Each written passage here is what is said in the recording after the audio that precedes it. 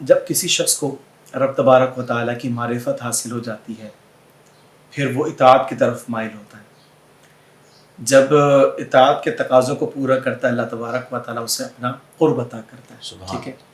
تو یہ جو معرفت ہے، اطاعت ہے، پھر قرب ہے، پھر اس کی منزلیں ہیں، ٹھیک ہے، جو درجہ بدرجہ انسان طے کرتا ہے۔ تو میں سمجھتا ہوں کہ اس کے اندر ایک بڑا اہم کردار انسان کے دل کے اندر رب تبارک و تعالیٰ کی محبت کا بھی ہے، ٹھیک ہے نا۔ تو اس پر کیا کہتے ہیں آپ؟ بقول شاعر دل بہر محبت ہے، محبت یہ کرے گا، لاکھ اس کو بچا تو یہ کسی پہ تو مرے گا۔ زبردست۔ تو دل کا کام ہی محبت کرنا ہے، اور محبت دو طرح کی ہوتی ہے، مجازی محبت اور حقیقی محبت۔ جب آپ اللہ سے محبت کی بات کرتے ہیں تو یہ حقیقی محبت ہے، ایسا ہی۔ اور اس محبت کے بارے میں امام غزالی نے لکھا کہ اللہ اور رسول سے محبت فرض ہے، یعنی جس طرح نماز فرض ہے اسی طرح محبت بھی فرض ہے، اور محبت نہیں ہے تو ایمان نہیں ہے، اور یہ حدیث میں نبی کریم صلی اللہ علیہ وسلم نے بیان کیا۔ اب اگر ظاہراً ہم دیکھیں تو محبت کسے کہتے ہیں؟ میلان قلب، جو چیز پسند آ گئی، موبائل پسند آ گیا تو میں یہ موبائل لے لوں، تو یہ محبت ہے کہ میرے دل کا میلان اس کی طرف ہوا۔ اسی طرح آج کل کے دور میں لڑکا لڑکی کی جو محبت ہے اس میں بھی میلان قلب ہے۔ اب جب ہم اللہ کے لیے محبت کا لفظ استعمال کرتے ہیں کہ اللہ سے محبت، تو اس کا مقصد یہ ہوتا ہے کہ بندہ مومن کے دل میں کیفیت ہو جس کیفیت کی بنا پر وہ اللہ کی تعظیم و تکریم کرے۔ چونکہ مجازی محبت میں تو محبوب آپ کے سامنے ہوتا ہے، لیکن محبت الہی میں محبوب کو دیکھا نہیں ہے، اس کی صفات کو جانتے ہیں، جسے ہم دو قسموں میں بھی کرتے ہیں، معرفت ذات اور معرفت صفات۔ تو اس کی صفات کو جانتے ہوئے پھر اس سے محبت کی جائے، اور جو اللہ کی محبت ہے اسے بقا ہے، اور جو غیر اللہ کی محبت ہے اسے فنا ہے، اور غیر اللہ کی وہ محبت جو اللہ کی محبت کی وجہ سے ہے اس میں برکت ہے۔ جیسے ماں باپ غیر اللہ ہیں لیکن ان سے محبت ہے اللہ کے حکم کی بنا پر، تو اس میں اللہ نے برکت رکھی، اولیاء سے محبت، انبیاء سے محبت، صلحاء سے محبت، رشتہ داروں سے محبت وغیرہ۔ تو اس لیے ہمیں کوشش یہ کرنی چاہیے کہ اپنے دل میں اللہ کی محبت کو جگا دیں، اور آپ یہ دیکھیں کہ جب محبت ہو تو پھر حکم مشکل نہیں لگتا۔ بالکل ایسا ہی ہے۔ ہوتا نا، ایک عاشق زار ہے، اس نے اپنی محبوبہ کو دیکھنا ہے تو وہ دھوپ میں 6 گھنٹے اس کے گھر کے نیچے کھڑا رہتا ہے۔ اب عام حالات میں کسی کو کہا جائے کہ دھوپ میں 6 گھنٹے کھڑے ہو جاؤ تو وہ تکلیف ہے، لیکن وہ 6 گھنٹے کھڑا ہے اور اسے مزہ آ رہا ہے۔ تو جب اللہ سے محبت ہوگی اور آپ نماز پڑھیں گے تو نماز آپ پر بھار نہیں ہوگی۔ اللہ سے محبت ہوگی، آپ احکام شرع پر عمل کریں گے تو اب یہ عمل آپ پر بار نہیں ہوگا، بلکہ عمل نہ کرنا آپ کو پریشان کرے گا، آپ کو ٹینشن دے گا۔ تو یہ بنیادی طور پر محبت میں ہونا چاہیے۔ بلکہ آپ اگر اس سلسلے کو تھوڑا سا اور آگے بڑھائیں نا، اللہ تبارک و تعالیٰ نے مختلف احکامات دیے ہیں، اور جب انسان ان احکامات کو ادا کرتا ہے تو بہت سے ایسے لمحات آ جاتے ہیں جہاں دنیاوی نقصانات کا سامنا کرنا پڑتا ہے۔ مثلاً دکاندار ہیں، یا ویسے کوئی شخص جاب کر رہا ہے، یا کسی مطلب سافٹ ویئر پہ کام کر رہا ہے وغیرہ وغیرہ، مختلف شعبۂ زندگی سے وابستہ لوگ۔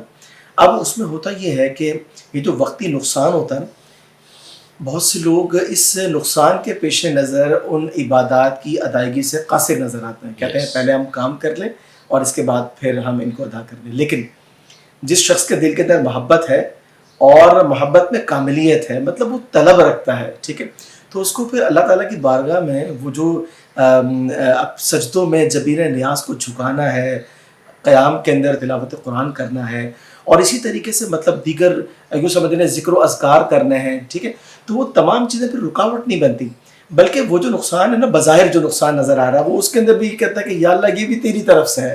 یہاں پہ میں پھر کہہ دیتا ہوں، جے سونا میرے دکھ وچ راضی، سکھنو میں چلے پاوا، بالکل ایسا ہی ہے۔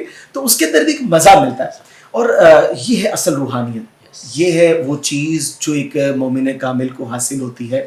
اور میرے خیال میں دنیا کے اندر انسان کچھ بھی پالے، جو سکون، جو اطمینان اس محبت کے تقاضوں کو پورا کرنے میں ہے وہ کہیں نہیں ہے۔ میں اکثر دوستوں کو ایک بات کہتا ہوں کہ فتنوں کا زمانہ ہے، اور تاریخ انسانیت میں ایسا زمانہ کبھی نہیں آیا. بالکل ایسا ہی پہلے فتنے ظاہر ہوتے تھے کسی دور دراز علاقے میں، دوسرے علاقے میں پہنچنے سے پہلے ختم ہو جاتے ایسا تھے. ہی پتہ نہیں اب تو چلتا، ود ان سیکنڈ جو ہے ہر بندے کے موبائل میں وہ فتنہ پہنچ جاتا ہے. نوٹیفیکیشن آ جاتا ہے. تو میں اکثر کہتا ہوں کہ اس فتنے کے دور میں اگر آپ اپنے آپ کو بچانا چاہتے ہیں، اپنی فیملی کو بچانا چاہتے ہیں، تو 2 چیزیں تھام لیں. نمبر 1 تسبیح، نمبر 2 مسلح. سبحان یہ استعارہ ہے. تسبیح مسلح تھامنے سے مراد کیا ہے کہ آپ فرائض و واجبات کی پابندی کریں، آپ کی زبان پر ہمیشہ اللہ کا ذکر چل رہا ہو. اور یہ تو ابھی آپ جو بات فرما رہے تھے کہ ایمان کی علامت ہے.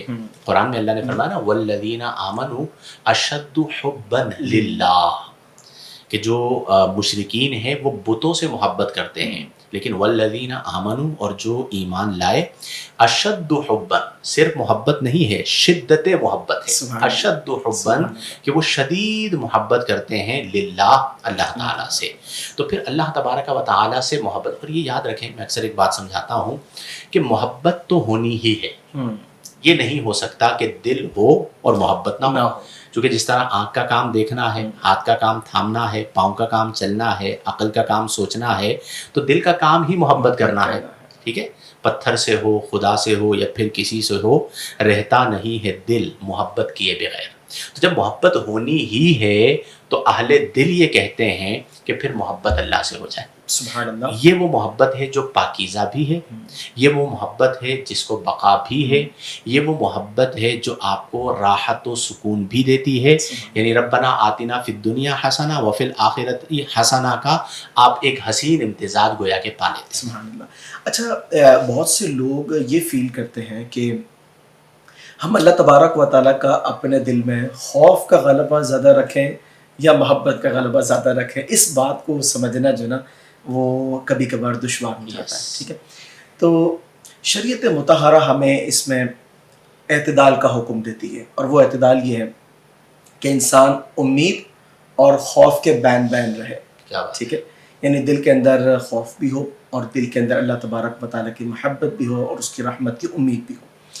قرآن پاک میں اللہ تبارک و تعالیٰ نے کئی مقامات پر ارشاد فرمایا. جیسے ایک مقام پر خوف کے بارے میں فرمایا وَاتَّقُونِ يَا أُولِي الْأَلْبَابِ، اے عقل والو مجھ سے ڈرتے رہو. اب ایک سوال یہ ہے کہ جب کوئی شخص اپنے دل کے اندر اگر خوف رکھتا ہے اور ڈرتا رہے تو پھر محبت کیسے آئے گی؟ کیونکہ جب خوف ہے تو پھر ظاہر سی بات ہے خوف کی ایک الگ کیفیت ہے، محبت کی ایک الگ کیفیت ہے. تو اس میں اللہ تبارک و تعالیٰ نے اس حکم کے اندر کہ جہاں ایک مقام پر یہ فرمایا کہ یا ایھا الذین آمنوا اتقوا اللہ حق تقاتہ، اے ایمان والو اللہ سے ایسے ڈرو جیسے اس سے ڈرنے کا حق ہے. ٹھیک ہے، صحابہ کرام علیہم رضوان نے جب اس آیت کریمہ پر غور کیا وہ پریشان ہو گئے. وہ اس لیے پریشان ہو گئے کہ اللہ تبارک و تعالیٰ کے خوف کا جو حق ہے، کما حقہ ڈرنا، یہ کیسے ممکن ہوگا؟ پریشان ہونا بنتا ہے جناب، بالکل ایسا ہی ہے. کیونکہ دیکھیں عام طور پر ایک شخص اگر طاقتور ہوتا ہے نا تو اس کی طاقت کے مطابق جو ہے نا اس کا خوف دل میں آ جاتا ہے. ٹھیک ہے، اللہ تبارک و تعالیٰ کی قدرت، اس کی طاقت اور مطلب جو اس کی صفات کے مظاہر ہیں وہ سب یہ بتاتے ہیں کہ وہ لامحدود ہے. ٹھیک ہے، کسی چیز کے حوالے سے کوئی لمٹ نہیں ہے. تو خوف کی کیا لمٹ ہو کہ تقاضا پورا ہو جائے؟ تو پھر اللہ تبارک و تعالیٰ نے جو ہے اس امت پر یہ کرم فرمایا، اور کرم یہ فرمایا کہ ایک اور آیت کریمہ کا ارشاد ہوا فَاتَّقُوا اللَّهَ مَا اسْتَطَعْتُمْ، تم اللہ سے ڈرو اپنی استطاعت کے مطابق. یعنی وہ ناسخ ہے، یہ منسوخ ہے. وہ ناسخ یہ منسوخ، مطلب یہ ناسخ وہ منسوخ. یعنی اس حکم کے بعد جو ہے کہ تم اللہ تبارک و تعالیٰ سے اپنی استطاعت کے مطابق ڈرو.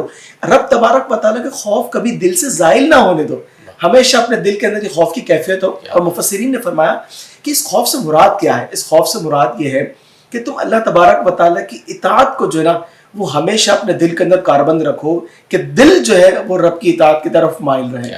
اور رب تبارک و تعالیٰ کا خوف جب دل کے اندر آ جائے نا تو انسان دنیا و مافیہ کے خوف سے بے نیاز ہو جاتا ہے. دیکھیں جو اہل دل ہوتے ہیں نا ان کا زاویہ نظر کچھ اور ہوتا ہے. ٹھیک ہے، میں اکثر کہتا ہوں العلم فی الصدور لا فی السطور. سبحان اللہ.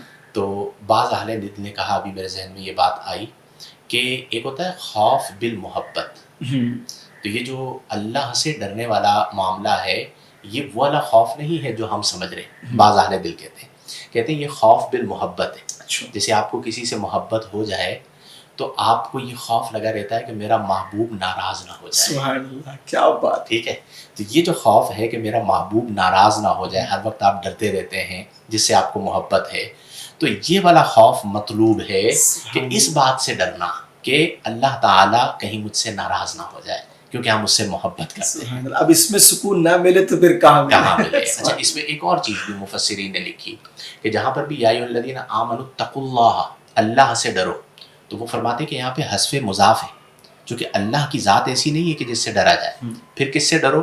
اتقوا عذاب اللہ، اللہ کے عذاب سے ڈرو. اللہ کی ذات تو رحمت فرمانے والی ذات ہے، وہ رحمان ہے، وہ رحیم ہے. تو ماں سے بچہ ڈرتا ہے؟ جواب ہوگا نہیں. تو اللہ تو 70 ماؤں سے زیادہ پیار کرنے والا ہے. تو یہ بات قریب از عقل ہے کہ حذف مضاف ہے. تو بہرحال لب لباب دونوں باتوں کا خلاصہ ماحصل یہی ہوا کہ اللہ سے ڈرنا یعنی محبت کے ساتھ ڈرنا کہ مجھ سے اللہ ناراض نہ ہو جائے. دیکھیں، ایک بندہ عمل کرتا ہے، نماز پڑھتا ہے، مجھے جنت مل جائے. ایک بندہ نماز پڑھتا ہے میں جہنم سے بچ جاؤں. ایک بندہ نماز پڑھتا ہے کہ میری آخرت اچھی ہو جائے. یہ ساری چیزیں اچھی ہیں، محمود ہیں. لیکن جو مخلصین ہیں وہ اسے ریا قرار دیتے ہیں. ٹھیک ہے، وہ یہ کہتے ہیں کہ میں نماز پڑھتا ہوں اس لیے نہیں کہ مجھے جنت مل جائے، اس لیے کہ میرا رب مجھ سے راضی ہو جائے. یعنی ان کا فوکس جو ہوتا ہے یا ان کے ملحوظ نگاہ جو معاملہ ہوتا ہے وہ رب کی رضا ہوتی ہے، اور پھر وہ درجہ مخلصین کا ہوتا ہے. پھر ایسے بندوں کو اللہ تعالیٰ مقام اقربیت عطا فرماتا ہے. وہ ہے نا، ایک روایت ہے کہ کوئی شخص اگر ہمارا قرب اختیار کرتا ہے نا تو ہم اسے اپنے قرب سے نواز دیتے ہیں. ہم جن چیزوں کی طرف ہیں نا وہ عارضی ہیں. آج کل لوگ مال کی طرف ہیں، حسن و جمال کی طرف ہیں، دولت کی طرف ہیں، اور اس دائمی چیز کی طرف ہماری توجہ نہیں ہے کہ ہمارا رب جس نے ہم پر اتنے احسانات فرمائے، اگر ہم اس کا قرب اختیار کر لیں تو ہماری دنیا اور آخرت دونوں سنور جائے. اور کون سا کام ایسا ہے کہ پھر جو نہ ہو. بالکل ایسا ہی ہے. اور وہ جو بات ابھی ہم کر رہے تھے نا کہ جی محبت کہاں ہوتی ہے؟ عقل میں نہیں، دل میں. دل میں. اب محبت لنکڈ ہے قلب کے ساتھ، اور قلب کے حوالے سے اللہ کے رسول صلی اللہ علیہ وسلم نے فرمایا بخاری شریف میں کہ الا وان فی الجسد مضغہ اذا صلحت صلح الجسد كله واذا فسدت فسد الجسد كله الا وهي القلب، جس کا منظوم ترجمہ یہ ہے کہ دل کے بگاڑ ہی بگڑتا ہے آدمی، جس نے اسے سنبھال لیا وہ سنبھل گیا. تو اب ہمارا معاملہ عمومی طور پر یہ ہوتا ہے کہ ہمارا دل ٹھیک نہیں ہوتا، تو ہم بار بار اپنے دل پر توجہ کرتے رہیں کہ میں نماز پڑھ رہا ہوں کس لیے، میں تلاوت قرآن کر رہا ہوں کس کے لیے، میں نے حج کیا کس کے لیے، میں نے عمرہ کیا کس کے لیے، میں لوگوں کے لیے کتنا کرتا ہوں، رب کے لیے کتنا کرتا ہوں. جب بار بار ہم دل پر توجہ کریں گے نا تو پھر دل صحیح ہونا شروع ہوگا. نبی کریم صلی اللہ علیہ وسلم نے فرمایا کہ ہر چیز کو زنگ لگ جاتا ہے، اسی طرح دل کو بھی زنگ لگ جاتا ہے. اور دل کے زنگ کو دور کرنے کی 2 چیزیں نبی کریم نے بیان فرمائی. نمبر 1 تلاوت قرآن، نمبر 2 موت کو کثرت سے یاد کرنا. تو بار بار اپنے دلوں کو ٹھیک کرتے رہیں. تو ایک وقت ایسا آئے گا کہ جب دل اجلا ہو جائے گا تو پھر وہ جو آیہ مبارکہ ہے الا بذکر اللہ تطمئن القلوب. اب فطری سی بات ہے نا کہ جس سے محبت ہوتی ہے وہ دوستوں کی گیدرنگ میں بھی بات گھما پھرا کے اپنے محبوب پہ لے آتا ہے. ٹھیک ہے، کہ کسی طرح جو ہے نا وہ میرے محبوب کی بات آ جائے تو مجھے پتہ چل جائے کہ وہ کیسا ہے. اور وہ فرمایا گیا کہ من احب شیئا اکثر ذکرہ، کہ جو جس سے محبت کرتا ہے اس کا ذکر کثرت کے ساتھ کرتا ہے. تو جب آپ کی محبت اللہ کے ساتھ ہوگی تو پھر آپ اللہ کا کثرت کے ساتھ ذکر کریں گے. جب ذکر کثرت کے ساتھ کریں گے تو اطمینان اترے گا. جب اطمینان اترے گا تو پھر آپ کا حال یہ ہوگا کہ طوفان بھی آ رہا ہوگا تو آپ مطمئن ہوں گے کہ اگر جان جانی ہے تو رب کی بارگاہ میں ہی جانا ہے. ساری زندگی اسی کی محبت میں انتظار کرتے رہے کہ رب سے ملاقات ہوگی. تو موت ملاقات رب کا ظاہری سبب ہے. سبحان اللہ. اگر مسلمان اجتماعی طور پر محبت الہی کو اپنا کل سمجھ لے، ٹھیک، اور اس پر عمل کو اختیار کر لے تو آپ دیکھیں کہ ماحول کیسا ہو جائے گا. یعنی ہمارے افعال کے اندر ایک خوبصورتی آ جائے گی. ہمیں بہترین کردار کے لوگ نظر آئیں گے جو ذاتی مفادات کی طلب کے اندر صرف سرگرم نہیں ہوں گے بلکہ وہ دوسروں کا بھلا چاہیں گے، اپنے ساتھ ساتھ مطلب لوگوں کا خیال کریں گے. اور جس چیز کی آج ہمیں کمی نظر آتی ہے، جو ایک اپنائیت ہے، انسیت ہے، دلی محبت ہے عمومی طور پر بھی، تو انسان ان تمام چیزوں سے نکل کر جو ہے وہ بڑا صاف ستھرا نظر آئے گا. ہر فعل کے اندر جو ہے ایک اخلاق نظر آئے گا کردار نظر آئے گا، اور مطلب مسلمان جو ہے اقوام عالم کے اندر جو ہے ایک بہترین کردار کے حامل نظر آئیں گے، جس طریقے سے ہمارے اسلاف کی تاریخ ہے.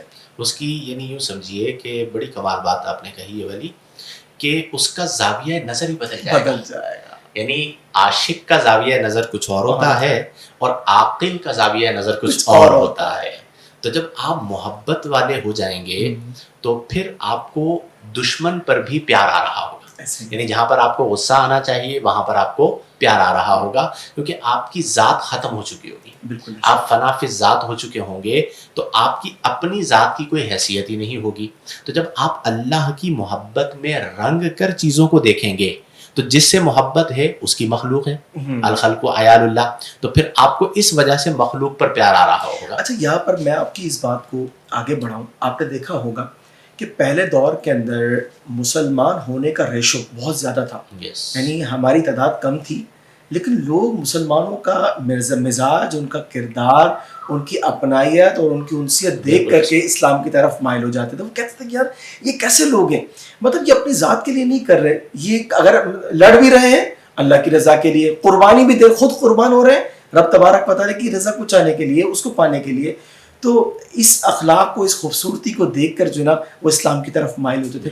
اچھا، آج ایک تعداد ہے کفار کی جو مسلمانوں سے بدزن ہے، اور وہ یہ کہتی ہے کہ یار یہ کردار کے ٹھیک لوگ نہیں ہیں، ورنہ تعلیمات ہماری بہت اچھی ہیں. جب وہ قرآن پڑھتے ہیں تو وہ کہتے ہیں کیا تعلیمات ہیں، اور ان کا دل مائل ہوتا ہے. لیکن جب وہ مسلمانوں کا کردار دیکھتے ہیں تو پھر وہ یہ ہماری بدقسمتی ہے کہ ہمیں اپنے کردار کو بلند کرنا ہوگا اور اس روش پر ہمیں چلنا ہوگا، اس راہ پر چلنا ہوگا کہ جس راہ پر ہمارے اکابرین چلا کرتے تھے، اور وہ راہ قرآن و حدیث کی راہ ہے. اس سے آپ کی زندگی بدلے گی. اور میں عرض کروں کہ انسان جو ہے نا وہ عموماً لالچی ہوتا ہے کہ مجھے ملے گا کیا، فائدہ دیکھتا ہے. تو جب آپ صوفی بن جائیں گے نا، کیونکہ صوفی کی زندگی کے اندر محبت الہی ہوتی ہے، تو پھر آپ کے سامنے تماشے چل رہے ہوں گے اور آپ جانتے ہوں گے کہ یہ تماشا ہو رہا ہے، لیکن آپ اس سے پردہ نہیں اٹھائیں گے، چونکہ رب کی صفت ہے کہ وہ عیوب کو چھپانے والا ہے، ستار العیوب ہے. تو پھر وہ ساری چیزیں آپ کے سامنے ہوں گی. کئی بار ایسا ہوگا کہ وہ بندہ آپ کے ساتھ تماشا کر رہا ہوگا اور آپ کو پتا ہوگا کہ یہ تماشا کر رہا ہے، لیکن آپ اسے نظر انداز کریں گے، معاف کریں گے، اور اس تماشے کی وجہ سے اس کی نفرت بھی آپ کے دل میں نہیں آئے گی. وہ ایک شعر ہے نا کہ بازی چاہے اطفال ہے دنیا میرے آگے، بازی چاہے اطفال ہے دنیا میرے آگے، ہوتا ہے شب و روز تماشا میرے آگے. تو جو صوفی ہے اس کے سامنے تماشے چل رہے ہوتے ہیں اور وہ انجوائے کر رہا ہوتا ہے کہ یہ کیا کر رہا ہے، وہ حقیقت کو جانتا ہے پھر بھی وہ نظر انداز کر رہا ہوتا ہے. تو اس کے لیے آپ کے ظرف کا بڑا ہونا بہت ضروری ہے، اور یہ اللہ کے ذکر اور اللہ کی محبت سے ہوگا. صوفیہ کیا کہا جاتا ہے کہ جتنا ضبط ہوگا اتنا بست ہوگا. ضبط یعنی برداشت اور بست یعنی کشادگی. تو روحانی کشادگی اتنی ہی ہوگی جتنا آپ برداشت کر سکیں گے. کسی نے آپ کو برا بھلا کہہ دیا، گالی بک دی، آپ کے اوپر الزام تراشی کر دی، تو آپ کے اندر برداشت کتنا ہے. جتنا زیادہ برداشت ہوگا اتنا زیادہ اللہ کا فضل ہوگا. سورہ بینہ کا اختتام اللہ تبارک و تعالیٰ نے فرمایا اور اس میں جنت کا تذکرہ فرمایا کہ نیچے نہریں جاری ہیں اور اس میں جنتی ہمیشہ ہمیشہ رہیں گے. ٹھیک ہے، اللہ تبارک و تعالیٰ ان سے راضی ہے، یہ اللہ سے راضی ہے. اور فرمایا کہ ذالک لمن خشی ربہ، یہ سارے انعامات پتہ ہے کس کے لیے ہیں؟ جنت کی خوبصورتیاں اس کے لیے ہیں جو اپنے رب سے ڈرا. ذالک لمن خشی ربہ. تو اس کا مطلب یہ ہے کہ جس محبت کی بھی ہم بات کر رہے ہیں کہ وہ جو ایک محبوب ہوتا ہے اس سے یہ خوف لاحق ہوتا ہے، خوف بالمحبت، کہ کہیں میرا ایک محب ہوتا ہے اسے خوف لاحق ہوتا ہے کہ میرا محبوب کہیں ناراض نہ ہو جائے مجھ سے، کوئی مجھ سے مسٹیک نہ ہو جائے. تو جب وہ اس خوف کو اختیار کر لے گا تو جہاں دنیا کے عظیم فائدے حاصل ہوں گے وہیں ایک زبردست فائدہ یہ بھی ہے کہ جنت کی عمدہ نعمت اللہ تبارک و تعالیٰ اپنے فضل سے عطا فرمائے. بالکل. میرے خیال میں اختتاماً یہ بات کر لیتے ہیں بڑے سمرائز کہ محبت کن اسباب کی وجہ سے ہوتی ہے. ٹھیک ہے، تو میں بہت مختصر کر کے ذکر کرتا ہوں کہ اللہ سے محبت کیوں. سبب نمبر 1 اس نے پیدا کیا، سبحان اللہ، تو پیدا کرنے والے سے محبت ہونی چاہیے. نمبر 2 جمال کی وجہ سے محبت ہوتی ہے، تو ان اللہ جمیل یحب الجمال. نمبر 3 کوئی ہمارے معاشرے میں انصاف پسند آدمی ہو خاندان میں کہ حق کی بات کرتا ہے، اپنے بیٹے کو بھی نہیں دیکھتا، بھائی کو بھی نہیں دیکھتا، تو ہم اس کی رسپیکٹ کرتے ہیں. جج کی رسپیکٹ ہوتی ہے، اگر کوئی عدل کرنے والا جج ہو. تو اللہ سے زیادہ عادل کون؟ تو اللہ سے محبت اس بنا پر کہ وہ عدل و احسان کرنے والا ہے.